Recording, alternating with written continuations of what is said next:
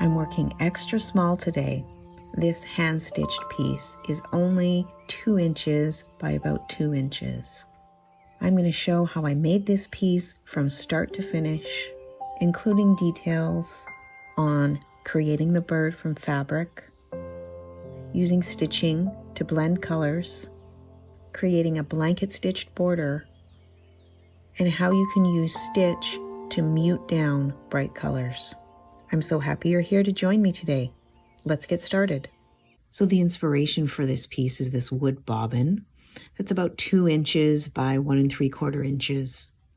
And I want to make a stitched piece to fit on here. So I'm starting with a piece of felt that's 1 3/4 by 2 1/4 inches. And I'm going to build a small collage on it. I have these little pieces of fabric that I've dyed, and this little vintage piece with stripes that I've used in a lot of my pieces because I like the colors. So I'm going to make that my background.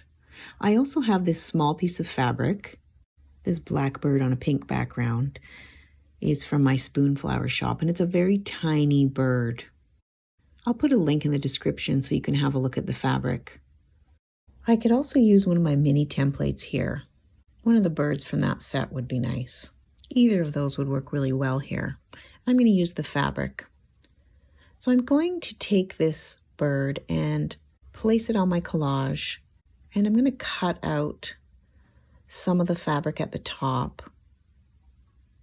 and add that to my collage.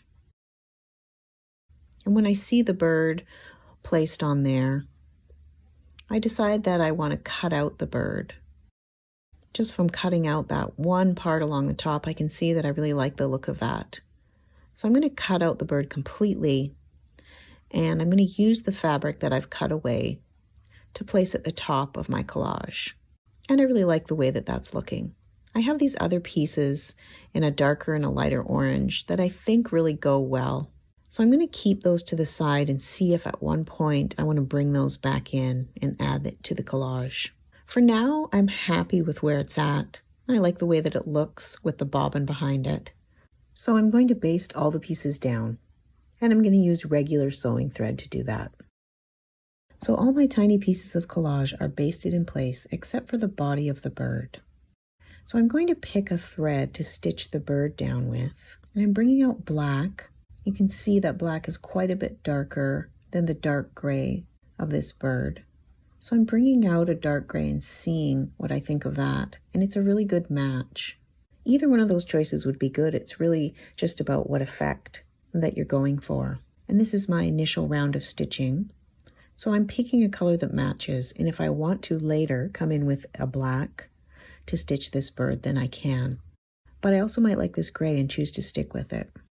Because this is such a small piece of fabric, I'm going to use 1 strand of floss to stitch the bird. So I'm taking small stitches, just going around the edge of the bird. Nothing fancy here. This is to secure it and also gives me a chance to look at what I think of the color.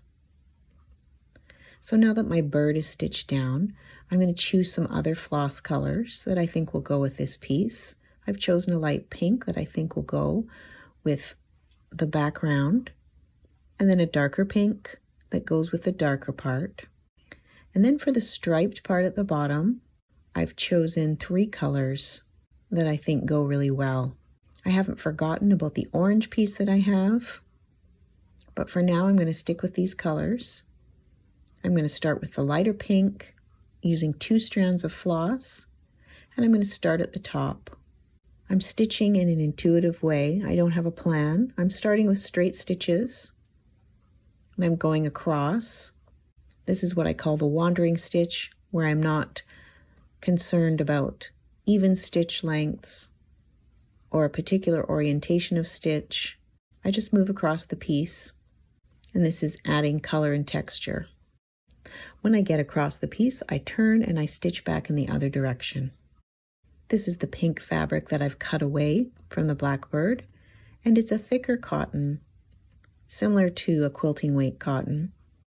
So it's a little thicker to stitch through. So I'm taking 1 stitch at a time. Then I'm taking the same color and the 2 strands, and I'm moving to underneath the bird where there's some of that same pink color. and I'm making stitches there. I'm using the same method that I used above with my wandering stitch, covering all the areas of pink. Now I'm switching to the lightest green, and I'm using 2 strands, and I'm going to stitch in this lower area with these blue and green stripes. I'm starting at the top of this little snippet, and I can see from that first row of stitching that I've done that it's pulling that fabric up a bit and away from the edges. Because I haven't stitched very much on this piece, I have lots of ability to adjust the fabric. So I decide at this point that I'm going to move to the very bottom of this snippet and stitch across to try and keep it from shifting, and so I can really secure the place that I want that to be. And then when I get to the end, I can turn and go back with my wandering stitch, covering this entire area. This first pass of stitching that I do in a collage is only ever a first layer. So it's serving 2 functions. It's starting a color and texture story, but it's also securing down the pieces of fabric so they're not going to shift. They're going to stay where I want them to be. So when I'm done with this green, I will have secured that large piece on the bottom and the little snippets across the top that I had cut away. And I'd stitched on the blackbird with that dark gray color, so that has secured both the bird and that fuchsia pink behind it. So now all my pieces are held in place. So now I'm deciding I want to add some blanket stitching to the edges of my piece. This is going to secure the edges, and it's also going to be the start of a border around this piece. This may seem like an early time to start adding a border, but it's part of working intuitively, where at any moment I have an idea about what I think the piece needs next. And so at this point, I'm thinking I want to have a border so that that color is there to act as a little frame and to inspire me for what I'm going to do next when I stitch. When I create the blanket stitch this way, I hold my thread to the side with my left hand, and I come in with a stitch from the bottom, and because I'm holding the thread in my left hand, it's forming a loop. So all the stitches are attached to each other. And I'm liking that first round of stitching, and now I'm going to remove my basting stitches because I don't need them anymore. So I flip to the back and I clip the areas where I can see my large stitches that I've taken on the back, and I pull out all the threads. And now I'm going to continue stitching, this time with the darker teal color, and I'm placing these stitches beside and in between that first round of the light green stitches. One thing that you'll see as I continue adding more and more stitch is that the stripes themselves are going to disappear and blend together. And that's what I'm going for here. I really like the colors that are here, but I don't necessarily need to have the stripes themselves show up. So the more and more stitching I add, it's going to appear more and more like a blend of these colors. So here you can see I've only added 2 colors into that bottom area, and already it's blending together. Now I'm thinking about adding wings to this bird, and I'm bringing back those 2 shades of orange, and they're making me think about my favorite red-winged blackbird. And somehow these 2 shades of orange are perfect to use for the wings. So I'm snipping off some wing-shaped pieces to place on the bird and see how those colors go. And this first lighter orange is looking really nice as a wing. So I'm going to add the darker orange and place that underneath. And now my bird is looking like a red-winged blackbird. The scale of these pieces of fabric is so small that I'm going to choose colors to stitch them on that will add to the look. So I'm bringing out this yellowy orange color that has more yellow than the light orange, and might be good to blend the edges of the wing.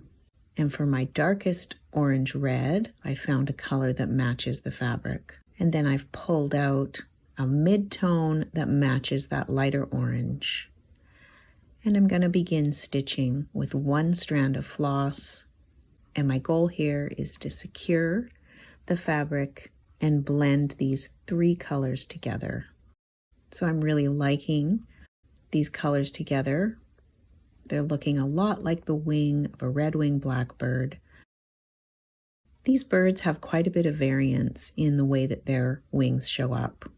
The shades can be red and orange and yellow, and to me this is really looking good. I'm going to bring in the wood bobbin and place it behind to see how the colors are matching up, and it's looking good to me.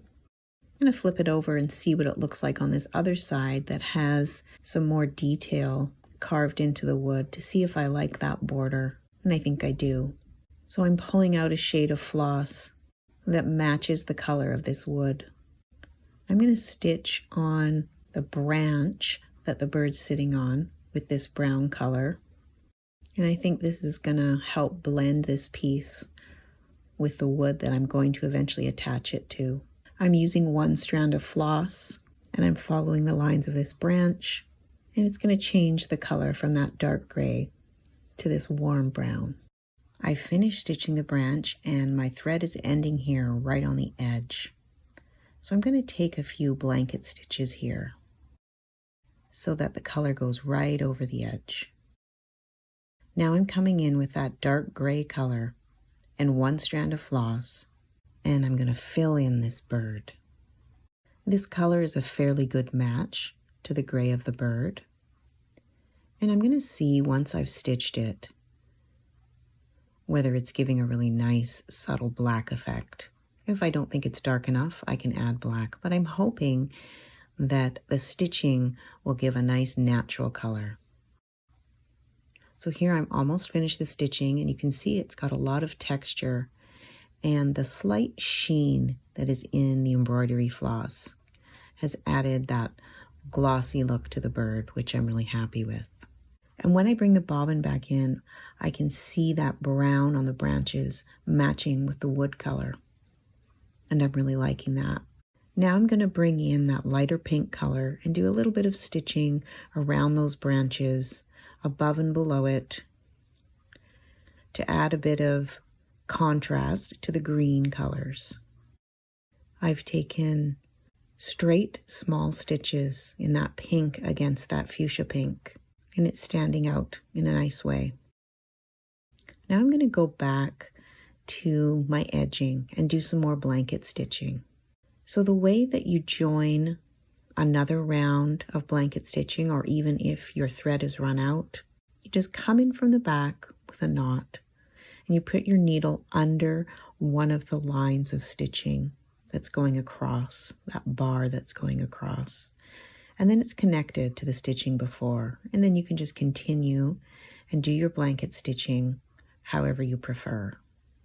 So I'm adding here this orange color, very similar to one of the colors in the bird's wings. And I've decided that I want to make my edging really colorful. So I'm coming in with this greeny turquoise color. And the way you go around edges in blanket stitching is very similar to stitching straight. The only difference is that you may want to guide where your stitch is landing. And you can just use your finger when you're pulling the stitch tight. You can make it land on one side or the next, or on the very corner. So I've added blue and this green to the edges, and now I'm going to go back and add some of that same blue that I've put on the edges in the bottom of the stitching where I have my blues and greens. And then I'm going to come back with the light green that's already on the piece and add some of that on the edges. So now my border's looking very colorful and very bright. And I'm going to turn my attention to that fuchsia background that doesn't have any stitching. I'm going to pull in my bobbin for a moment just to look at it and see what I think of all these bright colors on the edges. And I'm going to bring in this mid color of turquoise, and I'm going to add some stitching alongside of those light pink stitches I made earlier. And that's blending the border where the pink and the green colors are meeting. I've got the fuchsia color that's a very close match to the background, and I'm doing some tone-on-tone stitching for texture. I'm going to fill that whole area up with straight stitches before I add any other color to that area. So here are those lines. Wonderful texture's been created here. So now I know what I want to do next, which is add some French knots to that fuchsia background. I'm going to use the lighter pink that I've used throughout the piece. I'm using one strand for this because I want them to be quite small. And I'm going to wrap the floss around my needle 3 or 4 times to see if I like the size of the knot that it creates. It looks like it's about the right size. So now I'm going to continue adding French knots to this fuchsia area. After looking at the piece, I felt that the border was very, very bright. And I had an idea of doing some blanket stitching over top of what was there with that same brown color. It matches the wood, it matches the branch, and I think it might dull down those bright colors just a little bit so they're not competing with the beautiful bird and the background colors there. I'm really liking that effect that the brown's giving. I'm going to bring back in my bobbin and have a look, and I can really see now that it's blending much better without the colors being so bright. So I'm calling this done. So now all that's left to do is to attach this stitching to the bobbin. I'm checking to see how much overlap I have, and it's actually fitting quite well. Now, one of the ways that I could attach this would be to stitch it on, bringing the floss around the back from side to side and attaching it that way. I think what I'm going to do is I'm going to glue it on. I'm going to use matte gel medium. This is the brand that I'm using. It's by TriArt. It's a Canadian company. And this is used in acrylic painting, but it also works really well as a glue. I'm taking a paintbrush and I'm spreading the matte gel medium over top of the wood. I'm not sure what kind of finish this wood has, so I'm giving it a chance to soak in while I turn to my stitched piece and I add the matte gel medium to the back of that.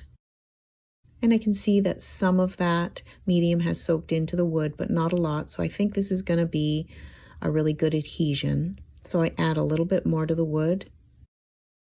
I place my stitched piece on top, and I'm going to press it all around. Now, I have a little bit of play here at the very beginning when I've attached it. So I'm going to check and make sure it's exactly in the position I want. And now I just have to let it dry. I can weigh this down with something on top to keep it in place, and I'm going to leave it overnight. So now it's dry and complete. It's attached really well. This piece would be great hung on a little finishing nail. There could also be a ribbon put in, and it could be hung as an ornament. It's a sweet little piece. I'm really happy with it. I'm going to zoom in to show the details of all the stitching. Lots and lots of texture. I've really enjoyed going even smaller on this piece, and I hope you've enjoyed following along as it came to life. This has inspired me to make more extra small pieces, which I think I'll be doing in the future. Thank you so much for joining me. Until next time, happy stitching.